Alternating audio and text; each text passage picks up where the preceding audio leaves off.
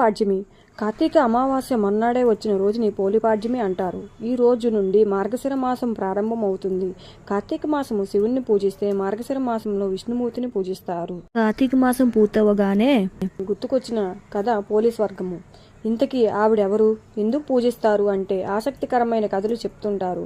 ఇది అసలు సిసలైన తెలుగువారి ఆచారము. ఒక ఊరిలోని ఒక ఉమ్మడి కుటుంబం ఉండేది. ఆ కుటుంబంలో 5 కోడళ్ళు కొడుకులు ఉండేవారు. అందరిలోకెల్లా చిన్న కోడలైన పోలి అనే మహిళకు చిన్ననాటి నుండి పూజలన్నా వ్రతాలన్నా ఆసక్తి. కానీ ఆమె చూస్తే అత్తగారింటికి కంటగింపుగా ఉండేది. పూజలు చేయడంలోని తనను మించిన భక్తురాలు లేరని, ఆచారాలు పాటించే హక్కు తనకే ఉందన్న అహంభావం కలిగి ఉండేది.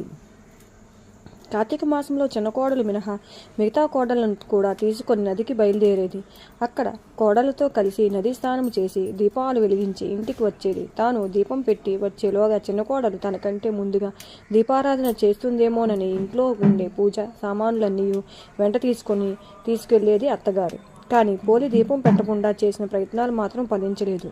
పెరటులోని పత్తి చెట్టు నుంచి పత్తిని తీసి దానితో ఒత్తిని చేసేది పోలి. కవ్వానికి ఉన్న వెన్నను ఆ ఒత్తికి రాసి దీపం వెలిగించేది.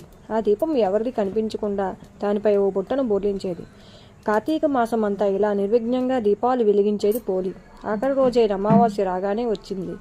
ఆ రోజు నది స్నానం చేసి దీపారాధన చేసేందుకు బయలుదేరింది అత్తగారు. వెళ్తూ పోలికి ఎక్కడలేని పనులన్నీ అప్పచెప్పి దీపాలు పెట్టి తీరిక లేకుండా చేసింది. కానీ పోలి ఎప్పటిలాగే తన పనులన్నీ ముగించుకొని దీపాన్ని వెలిగించింది. ఎన్ని ఆటంకాలు ఎదురైన నిర్మలమైన మనసుతో భక్తితో అందుబాటులో ఉన్న పూజా సామాగ్రితో తనను పూజించిన పోలి భక్తిని మెచ్చి పుష్పక విమానాన్ని పంపుతారు దేవతలు.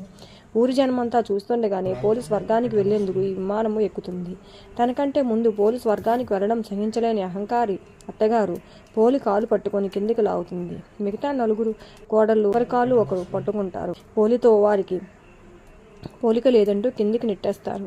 పోలమ్మ స్వర్గానికి చేరుకుంటుంది. అందుకే మార్గశిర పాడ్యమి నాడు అరటి డొప్పల్లో దీపాలు వెలిగించి పోలిని స్వర్గానికి పంపుతూ నీటితో వదులుతారు. అలాగే తమకు పసుపు కుంకుమలు ఇవ్వాలని, తమకి స్వర్గ ప్రాప్తి కలగాలని కోరుకుంటూ ఇది పోలిపాడ్యమి వెనుక ఉన్న నిజమైన కథ.